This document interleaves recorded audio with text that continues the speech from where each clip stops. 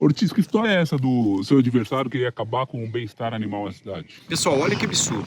Lá no plano de governo do Sérgio está previsto o fim da Secretaria de Meio Ambiente e Bem-Estar Animal. Para você que tem pet, isso é um absurdo. Quem é que vai cuidar da clínica veterinária e quem é que vai cuidar de um futuro hospital veterinário? No nosso caso, não. Eu vou manter a Secretaria de Meio Ambiente e Bem-Estar Animal, manter a clínica veterinária que existe ali na Avenida JK e criar um hospital veterinário novo, 24 horas, 7 dias por semana, para disponibilizar leito de cirurgia, leito de clínica médica e leito de UTI para o seu pet. É muito importante. Vote Ortiz, vote 10.